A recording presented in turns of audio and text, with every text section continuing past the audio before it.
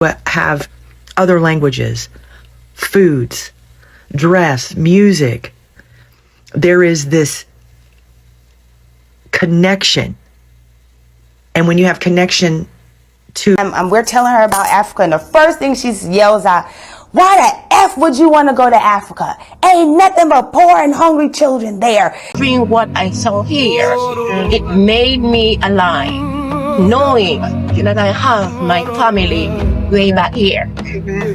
So a white woman is confessing the jealousy, or how jealous they are about black people in general. Like, they are jealous, and she's confessing why they are jealous of black people. And also I have other Americans sharing their experiences visiting Africa and sharing the good, the bad, the ugly experiences that they've had visiting Africa. Don't forget to like, please. Just give the video a thumbs up. You can share, comment, whatever you think, and subscribe. Let's go into the video. I think when white people say go back to your country, it's because we're jealous. I think it is this deep, deep, deep emptiness. There's a void because we don't know anything about where we're from. All we know is what we've been indoctrinated to believe for the last 400 plus years. It's a binary construct. It's race science. White people are either this or that. So when we see people that do not look like us, which is who we have been pitted against, we get very angry. Oh, just go back to your country because you know where you're from. You have a home. And I think we're very insecure around people who have other languages, foods, dress, music. There is this connection. And when you have connection to a culture, to a heritage, to an ethnicity, to a land, then you have connection to self. And white people, well, clearly you can see every day in my comment sections alone, probably at every single local grocery store, library, bank, school parking lot, etc., you can see how many white people are not connected to self. So our only defense, because all we do is live in defense because you won't decolonize, our only outlet is, oh, just go back to your own country. But deep, deep down, what we want is the connection that we see so many people that do not look like us have. And all we got to do is get on another algorithm with people that do look like us from other countries, and we can learn, but we won't do it. Because we're Americans and we're from here. My aunt said to me, one of my aunts, and I ain't gonna put her out there like this. The first thing she said when I said to her we was going to Africa, me and my husband went to visit her for Thanksgiving. One of her friends was there, and our son was with us. And we're telling her about Africa, and the first thing she yells out, why the F would you want to go to Africa? Ain't nothing but poor and hungry children there. And they're sick and all this. And well, y'all just going to go ahead. And her friend was the one, why would you hate on their decision? Her friend was the one jumped in. Why would you hate on their decision?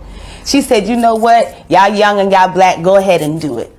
Go ahead and do it. I support you. And she's clapped for us. In front of my aunt was very upset. And I just looked at her, because I'm just like, it's the fear of the unknown. And because you're not willing to educate yourself so that you could determine what you said to be false is the reason why you reacted like that. And I've had friends of mine even say, why would you want to go there? Why not Europe? Why not? And I get really irritated with anybody black that when you ask them what's the first country you want to travel to, and they never name an African country. Never.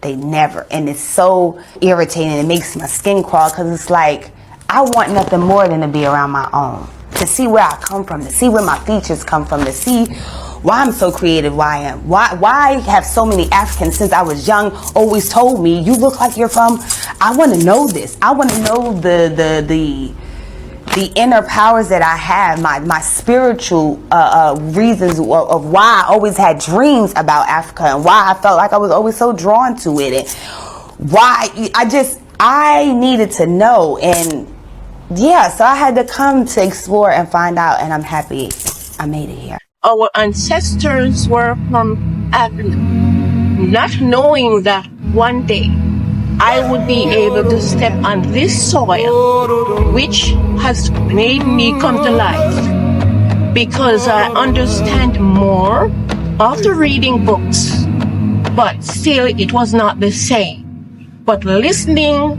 and observing what I saw here, it made me align, knowing that I have my family way back here. I came because this is the motherland and I wanted to know about my people. And actually, it's everybody's people because this is the motherland for the whole world. Yes. And I heard specifically about Ghana and their hospitality. And when I came, of course, everyone is hospitable, but I also see my roots from Jamaica, as someone else says. I see my people here. I see people with specific features. So I'm really glad that I came. I've always dreamed of coming to Africa, specifically Ghana. I've heard great things about it. I know a lot of Jamaicans have also migrated to Ghana, and I keep hearing that it's very similar. And I'm having a wonderful time. I'm happy to be here, and I look forward to coming back. I've always dreamed of coming home. I wanted to see where my people come from, and I wanted to see how they live and what we've been through. You know, and my dream is really to go each part of Africa, different countries, to see what it's like, and I've lived it. Thanks be to God. Welcome to Ghana. My name is Fifi, and we have Derek here. We'd like to welcome you to Ghana once again. And in Ghana, we are a hospitable country. Welcome everyone. Don't discriminate. We are safe here. And when you get to Ghana, the first thing we say is Akwaba. Yes, so Akwaba means welcome. And you respond Medase, which means thank you. So Akwaba everyone. So we have a welcome sash here for you. It has your names on there. So if I get one, I mention your name.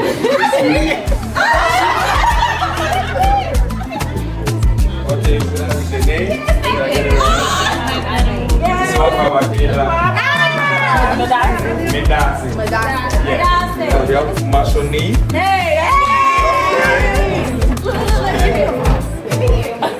Akwaba Mashoni.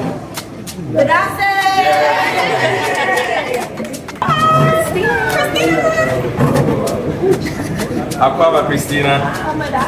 Okay. Kalia. That's you. Akwaba Kalia.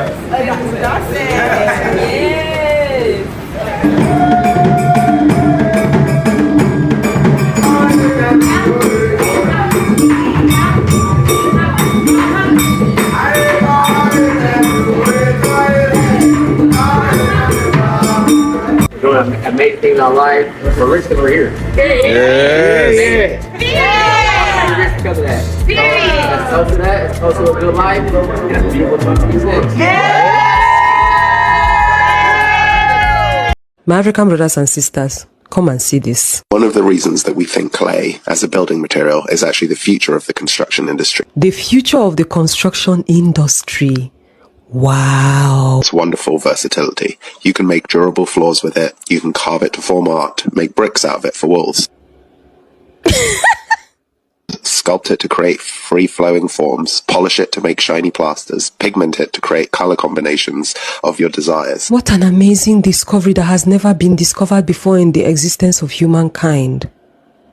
Build ovens, benches, and even whole houses. Clay is such a versatile building material, and all the while you're having fun playing in the mud, creating community, and creating a better future. You know, one thing I always say is that when it's us Africans that do it, it's called primitive. Now, our clay, our architectural designs is the future and is a discovery. Something that we've been doing since the dawn of time. We've suffered in this life. Yeah. Whites are doing hut building. Yeah. And they act like they don't, they're like, oh, we do this thing where we use mud. And I go, this African huts you're doing. The stuff they made fun of, they're doing it now, which is always what they do. Yeah. They're doing that now because it absorbs heat. And We've been doing it. We've been doing our technology, man. We've been having and now this for they're a doing long it. time.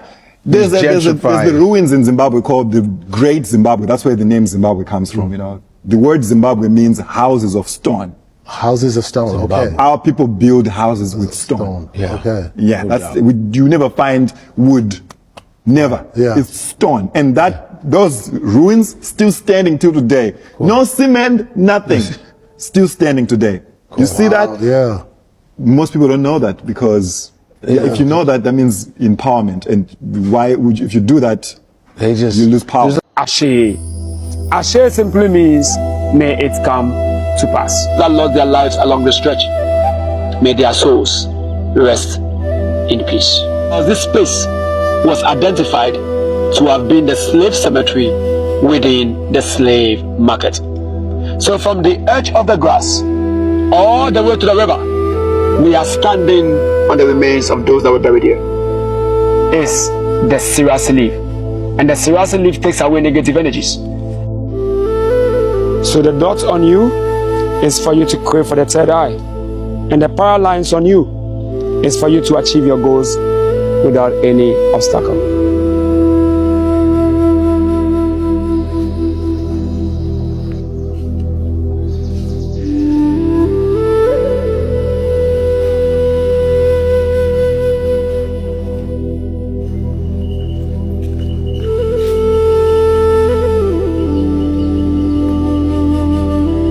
In chains and shackles, they were made to walk down to the river in order for them to take their last bath.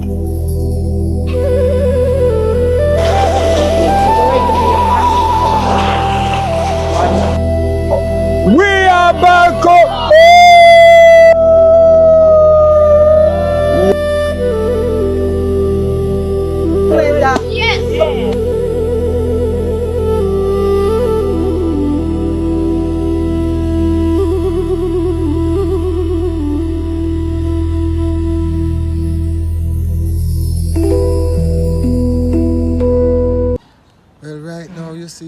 Africa, we have to be very careful now because a whole heap of people coming in which don't have the right characteristic and the right attitude towards Africa and Africans.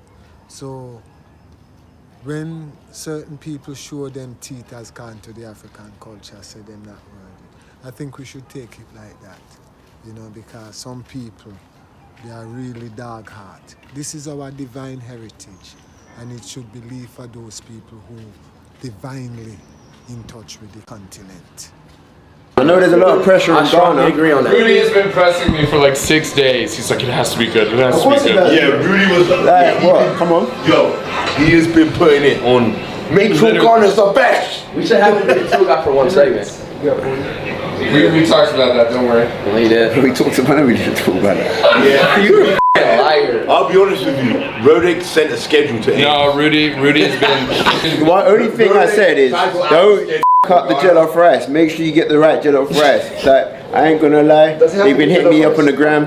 Like, bro, make sure you got the right jollof rice. Does it have to be jollof rice? Does it have to be jollof rice? Why? What was your problem with jollof rice?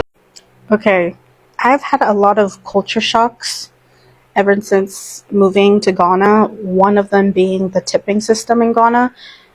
There is no tipping system. You don't tip, actually. And it's a huge culture shock because in the US, we overdo it with the tipping. We tip for everything. That it honestly, it's insane and it's annoying. But here, like, people don't really tip. Like, the first time I ever realized it was my first date, me and my husband's first date. And we went to a movie and then we went to go get dinner. And, you know, in the US, after you're done, you pay for the bill and then you leave like a 20% tip or whatever tip you want to leave. And we're done eating and he pays for the bill, and there's like, when the server comes back, he doesn't leave a tip. And I was like, aren't you gonna leave a tip? Aren't you gonna leave some money in there for the server? And he was like, why would I do that? I was like, don't you guys just, isn't that just like a thing? You just leave a tip for the server. And he was like, no, we don't do that. And I was like, what do you mean you don't do that? I was so confused because I was like, this is something that's like, it's become second nature for US citizens. And I was like, what?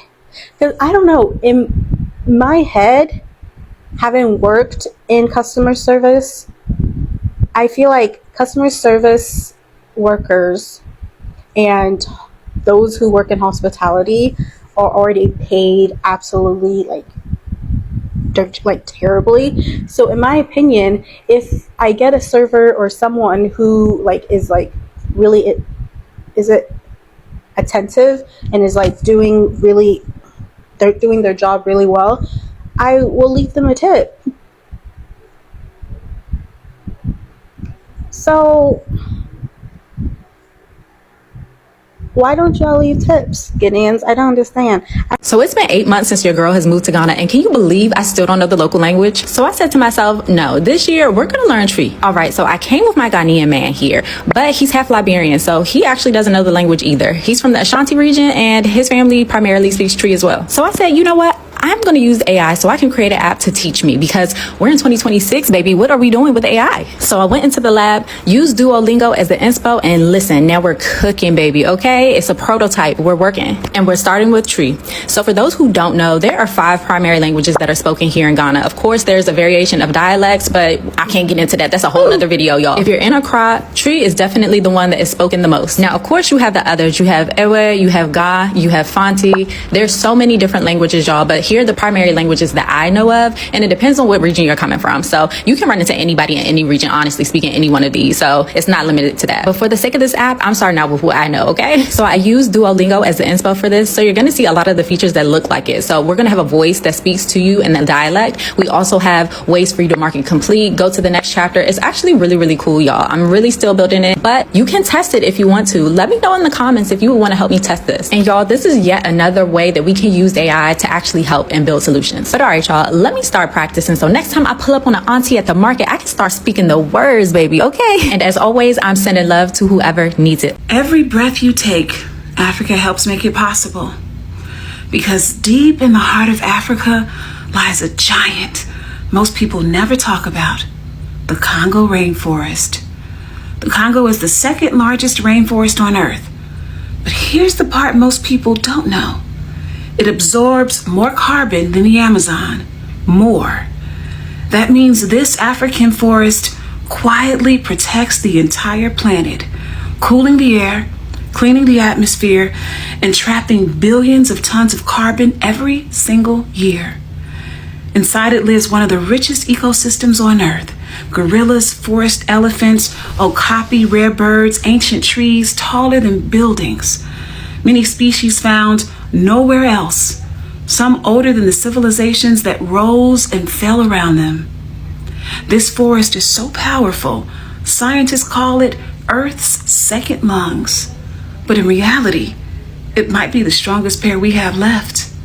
Villages around the Congo Basin long understood this. To them, the forest wasn't just land.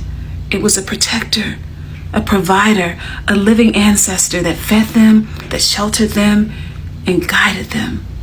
So the next time you breathe in fresh air, remember, somewhere in the Congo, a tree is working for you, protecting you, fighting for you.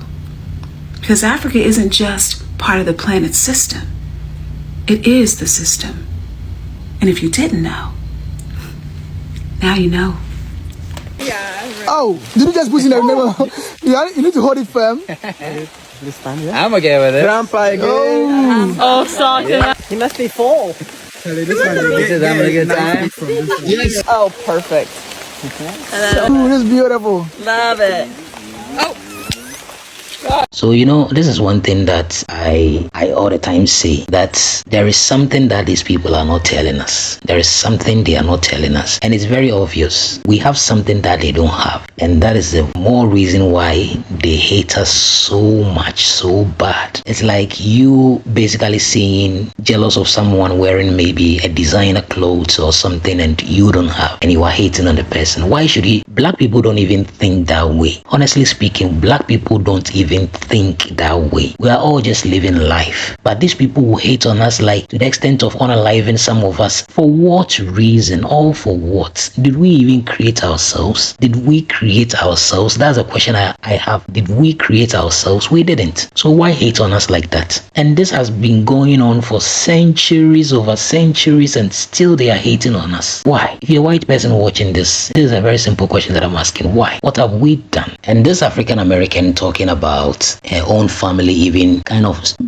like telling her not to even come to Africa because Africa is this, Africa is that, and they've never even been to Africa before. Like, Charlie, these people, you know, they're brainwashed. It seems like both in America and in Africa, all of us, we've been brainwashed though. In Africa, we've been brainwashed to the extent that we think America is heaven, America is everything and all that until we get there. In America too, the blacks there, they've made it look like Africa is dirty, Africa is this, Africa is that, and they've also carried it along to the extent that when their people are visiting, they warn them, God, what are we going to be? But honestly, I think I love now people are gradually realizing that Africa is not what they think. And recently, even iShowSpeed came here and all that. So the narrative is gradually being changed, and we are hoping and praying that it will reach a far more like people, black people, so that they will never see Africa the way it is, and whenever they want to visit, they can easily come here, visit, do whatever, and perhaps if they want to live here, they can live here. Because yes, Africa is rising, and Africans are waking up to a lot of realities, and I know we will definitely get to a point that Africans are going to embrace Africa and basically embrace everything, and black people in general embrace Africa and everything blackness. It is going to happen very soon, very soon, very soon. It is going to happen. Thank you so much for watching.